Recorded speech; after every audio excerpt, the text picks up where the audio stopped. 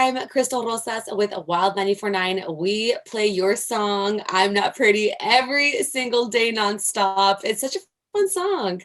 Thank you. Thank you so, so much. Oh my God. Now, before we get into it, we want our listeners to know like who you are, where you're from, everything about you. So let us know, like, where are you from? How'd you get into music? Yeah, I'm from Vancouver, Canada.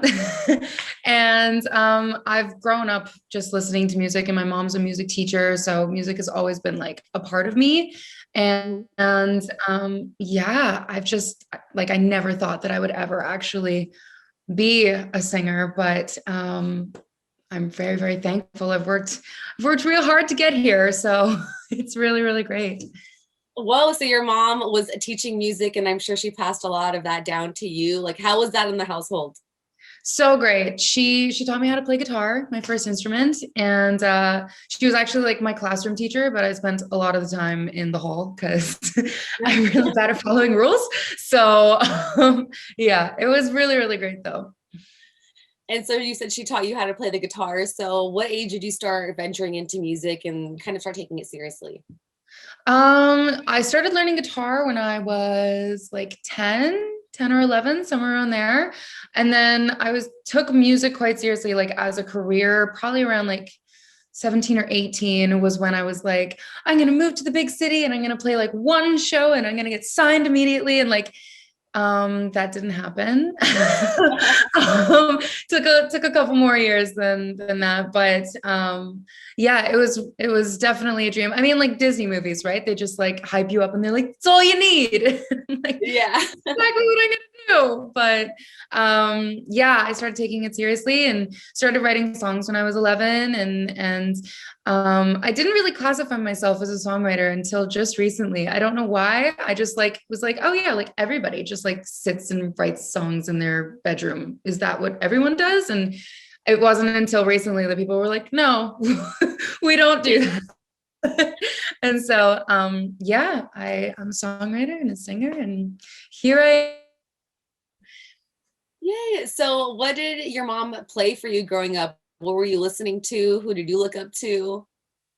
Yeah, there was a lot of like Sarah McLachlan, a lot of like Allman Brothers, like Tragically Hip kind of thing.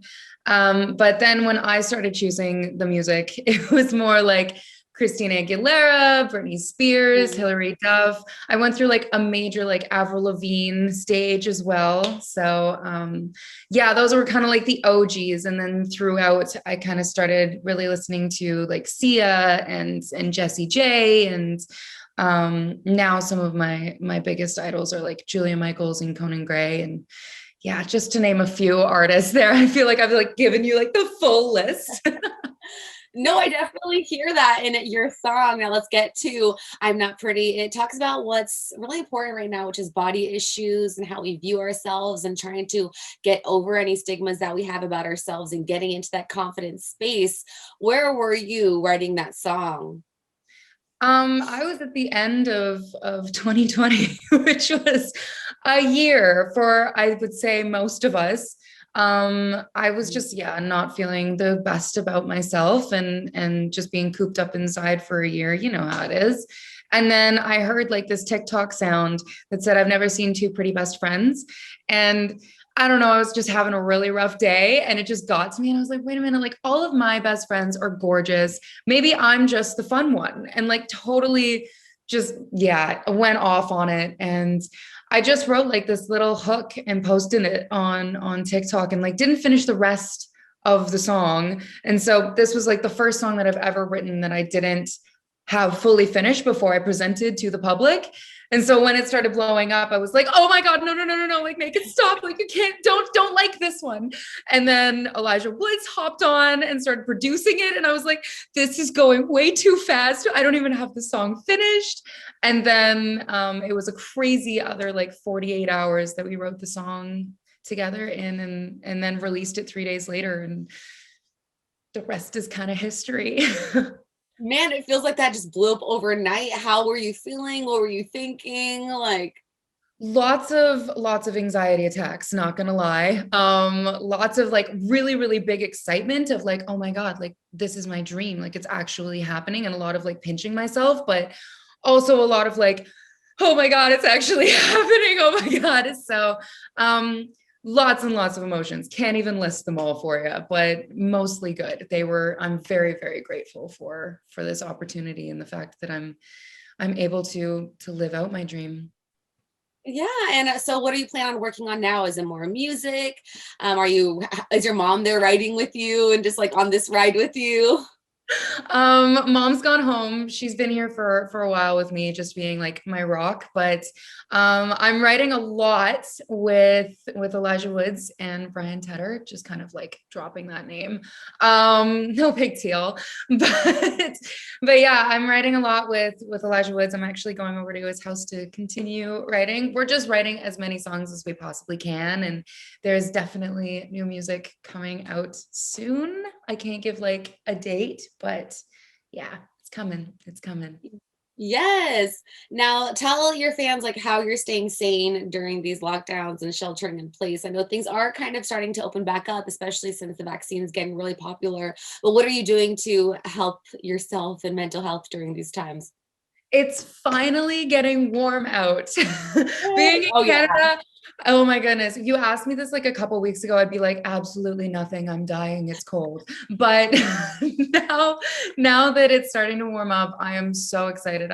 Like literally living on this deck that's right next to me here. And I was just suntanning before I came and did this with you. So yeah, the weather, I get so affected by the weather that like yeah, sunshine and being outside is really, really helping me out. Good. That's so awesome.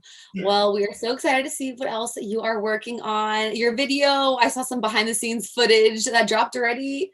Yes, yes.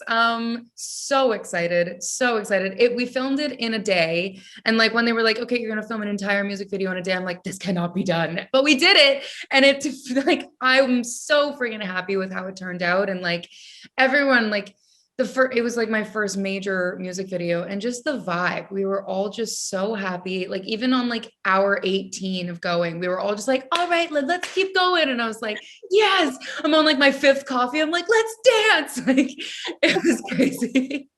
It was so fun. You looked great in it, so you don't have to worry about that. But yeah, we are so excited for you working on new music. We are loving your song, and we're really happy that we have a female voice out here, just letting us all know that yeah, we're not all confident, but as long as we can find some type of love within ourselves, we're going to be good. Completely, completely. It's okay to have some bad days. It just depends on how you deal with it. If you're gonna like scroll and compare yourself for the whole day, that might not be the best. But if you just like accept the fact that like we have good days and bad days, it's a lot smoother. Yes. So, any last words to all your fans out here in the Bay Area? I love you guys. Hi, I can't wait to meet you. It sucks that I'm stuck here in my country, but as soon as the world opens up, I am coming to a city near you. Yeah. Thank you so much for hanging out with us, and we'll talk to you later. Thank you so much. Bye.